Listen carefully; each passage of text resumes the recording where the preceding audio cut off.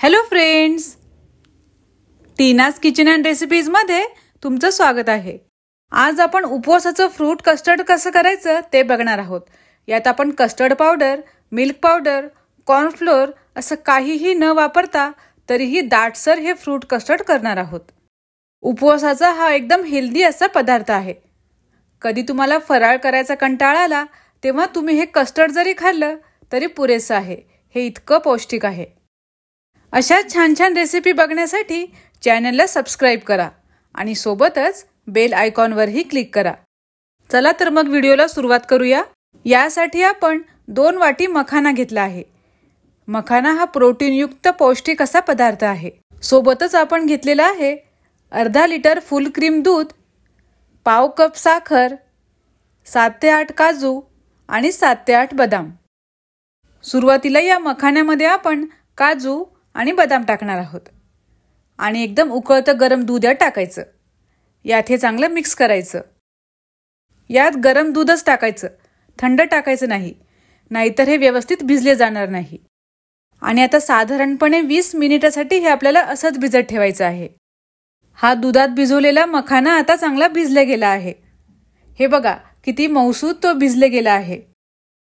आता एका मिक्सरच्या जारमध्ये हा भिजवलेला पूर्ण मखाना टाकायचा आणि मिक्सरला हे फिरवून घ्यायचं। हे बघा मिक्सरला हे फिरवल्यामुळे किती घट्ट याची पेस्ट तयार झाली आहे।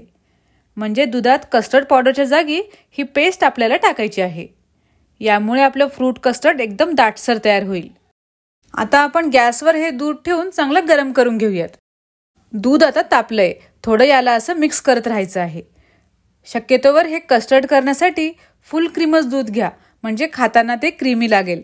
2-3 मिनिटे याला मंद गॅसवरच उकळू द्यायचं आहे। दूध आता चांगलं उकळले गेलंय।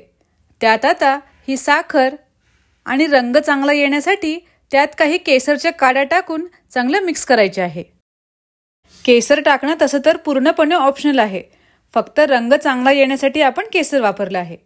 तुम्ही नाही टाकलं तरी चालेल। थोडं 5 ते 7 मिनिटे याला आपल्याला सारखं ढवळत राहायचं आहे। थोडंसं या दुधाला आटवायचं आहे। मी इथे पाव वाटी साखर घेतली होती। साखरेचं प्रमाण तुम्ही तुमच्या आवडीनुसार कमी जास्त पण करू शकता। उपवासात एकदा तरी हा फ्रूट कस्टर्ड खायलाच पाहिजे, कारण उपवासामध्ये आपल्या शरीराला भरपूर एनर्जी मिळत नाही, त्यामुळे थकवा जाणवतो आणि या फ्रूट कस्टर्डमुळे आपल्या शरीराला भरपूर एनर्जी मिळते। बघू शकता केसरचा आता या दुधाला हळूहळू रंग चढायला लागला आहे। 5 ते 7 मिनिटे या दुधाला आपण चांगलं उकळून घेतलं आहे। हे बघा किती छान या दुधाला रंग पण आला आहे। आता या दुधात ही पेस्ट टाकायची आहे। सगळी पेस्ट यात टाकायची आणि याला या दुधात चांगलं मिक्स करून घ्यायचं। सारखं याला या दुधात चांगलं एकजीव करायचं। यात काही जाडसर मखाना आणि काजू बदाम आहे। मध्ये मध्ये खाताना त्याचा क्रंच खूप छान लागतो। फक्त 2 ते 3 मिनिटे याला या दुधात शिजवायचं आहे। कमी गॅसवरच याला असं मिक्स करत राहायचं आहे। मखान्यामुळे या दुधाला आता छान दाटसरपणा यायला लागला आहे।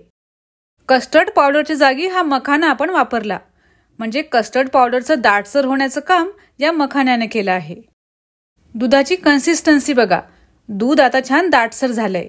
आता आपण गॅस बंद करून देऊ आणि हे दूध आपल्याला पूर्णपणे थंड करून घ्यायचं आहे। दूध आता थंड झालंय। मी या दुधाला थोडं फ्रीजमध्ये ठेवलं होतं।